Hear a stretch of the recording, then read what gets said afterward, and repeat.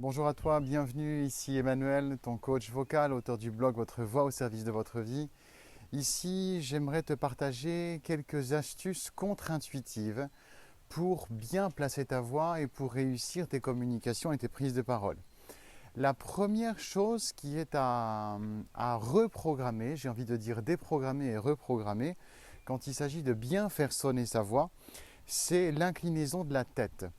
Quand on veut parler plus fort, plus volumineux, on a une tendance qui est totalement à proscrire, mais que la plupart des personnes pratiquent sans savoir en fait comment mieux faire. Le truc à vraiment éviter, c'est de mettre la tête en arrière. Je sais que tu entends même ici, même si on est simplement dans une communication audio, que si j'ai la tête en arrière, je regarde ici là au niveau des arbres, parce que comme tu sais, j'aime bien être en pleine nature pour te parler. La voix sonne différemment parce que le trajet du souffle est, est comme trop plat. Le son, il voyage depuis tes cordes vocales jusque dans toutes les cavités du visage. Et si tu mets la tête en arrière, eh bien, c'est comme si le son partait directement tout cru, brut, blanc. Alors que si tu inclines un petit peu le visage, eh bien, le son, c'est-à-dire la résonance, se permet un voyage à travers justement ce qu'on appelle les résonateurs et fait que ta voix devient riche des harmoniques, riche de, de ta plastique interne au visage qui est ta physiologie. C'est d'ailleurs pour ça que des personnes peuvent avoir une voix qui se ressemble au sein d'une même fratrie, d'une même famille, parce qu'il y a des éléments physiologiques qui sont en commun. Donc le truc à faire, c'est incliner la tête de quelques millimètres vers le bas. Donc incliner, tu vas dire, c'est un peu une apalissade. Baisser le menton un tout petit peu dès que tu veux porter ton son un peu plus haut. Ça demande vraiment une reprogrammation parce que l'habitude qu'on a, c'est de faire un effort et c'est là où parler fort et sans effort, c'est très très très important. Juste, je me fais une parenthèse, je viens de voir ici passer un rapace à travers les arbres. C'est un milan, c'est vraiment l'espèce que nous avons ici en moyenne montagne. Et lui, en fait, il vole fort sans effort. Tu vois que c'est un planeur, c'est un animal qui sait utiliser l'air avec une grande, je veux dire, compétence. Je vais m'amuser à le dire ici pour filer une métaphore de celle de la compétence de la prise de parole que je te donne. Et c'est justement l'occasion d'avoir une fluidité sonore quand on a la tête légèrement inclinée. L'autre chose qui est l'autre aspect que j'aimerais partager avec toi aujourd'hui, c'est l'élément de prononciation qui c'est aussi contre-intuitif. Peut-être tu vas trouver ça un petit peu moins contre-intuitif, mais quand on a besoin de parler plus fort, quelquefois, cet aspect d'incliner la tête, comme je viens de t'indiquer, va tout changer, mais tu vas halluciner. Mais il y a aussi un truc à faire en plus, c'est de plus prononcer, pas uniquement, et quelquefois, c'est même pas nécessaire de parler plus fort, mais plus prononcer. À quoi on pourrait comparer ça? C'est comme un élément de décoration d'un plat. Tu as un agencement des plats, des éléments, des ingrédients dans ton assiette. Si tu sers un bon plat à l'assiette, tu peux tout mettre en paquet au milieu de l'assiette ou alors glisser aux quatre coins de l'assiette. Si tu as une assiette carrée ou rectangulaire ou une assiette ronde, tu agrémentes, tu crées comme un petit voyage des couleurs et un voyage aussi des saveurs au sein de l'assiette. Et là, on parle juste simplement de la forme.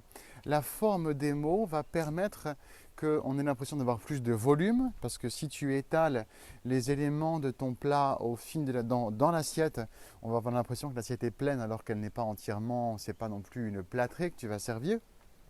Eh bien, la forme des voyelles, la forme des consonnes surtout, va donner l'illusion que tu parles plus fort sans pour autant avoir besoin de hausser ton niveau sonore.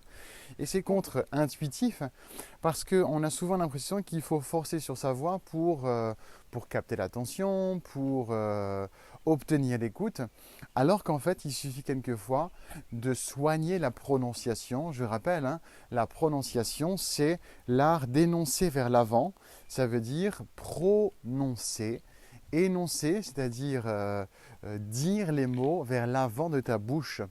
Et tu peux comme ça regarder les mots dans lesquels tu peux avoir besoin de porter plus de soin. Troisième élément, quand tu veux parler plus fort et aussi capter plus l'attention, il n'est pas nécessaire de parler plus vite.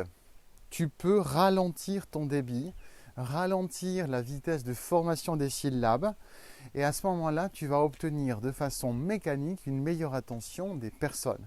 Évidemment, tu vas utiliser ça de façon sporadique. Tu ne vas pas non plus parler en mode de tension, surtout pas parce que tu vas savoir. Et ça, c'est vraiment un autre élément contre-intuitif. C'est qu'on croit que quand on parle lentement, il faut parler doucement et quand on parle vite, il faut parler fort. Je pense que c'est une erreur qu'on a aussi quand on fait de la musique. On voit que dès qu'on a un tempo, dès qu'on a une nuance plus douce, on va ralentir. Dès qu'on joue plus fort, on accélère. Ça, c'est une compétence à mieux manier. Et cette articulation du langage te demande la même vigilance. Donc tu vas juste ralentir ton débit tout en gardant un soin de prononciation et un soin de sonorité. Et tu vas te rendre compte que naturellement, les personnes vont se mettre à t'écouter parce qu'en parlant plus lentement, tu leur offres l'occasion de mieux se figurer le contenu de ton langage sur leur écran mental. Ceci a évidemment des petites doses homéopathiques parce qu'on peut constater évidemment que de plus en plus, il faut augmenter aussi son débit sonore, ça veut dire sa vitesse d'élocution, parce que les gens nous zappent si on parle trop lentement. Mais de temps en temps, par choix. C'est là où tu deviens cet artiste de ton langage, où tu choisis de quelle façon tu places ta voix, à quelle vitesse, avec quelle énergie tu modèles tes sons. Et à ce moment-là, tu es maître à bord, tu es maîtresse à bord de ton langage et c'est à toi de t'en emparer. Alors, il y aura peut-être un petit peu de vent sur cet audio, mais j'avais envie d'être comme ça en extérieur avec toi pour t'offrir un petit peu aussi le chant des oiseaux qui commence à goûter cette approche du printemps. Rentre dans la magie de ta voix, rentre dans cet espace qui est celui de l'élocution incarnée, de l'élocution alignée, de l'élocution au service de ton message, de ce que tu as à partager avec les personnes. Je t'invite à deux choses. De t'abonner au mail quotidien que je réserve à des centaines de personnes qui aujourd'hui ont rejoint l'aventure. C'est là où je donne la plus fine des qualités de contenu parce que c'est ma philosophie de donner aux personnes qui en ont vraiment la nécessité et qui l'ont signifié cette nécessité. Tu peux aussi évidemment t'abonner à cet espace sur lequel tu me trouves, plateforme podcast ou chaîne YouTube. Ton challenge est de faire de ta voix l'atout numéro 1 de ta réussite pour que ta voix soit au service de ta vie et ta vie soit au service de tes valeurs. Et ça passe par une communication alignée, une communication habitée, une communication compétente, une compétence qui s'apprend au fil des jours. Et Paris ne s'est pas fait en un jour et c'est au fil des jours que j'envoie comme ça à des personnes comme toi qui nous rejoignent.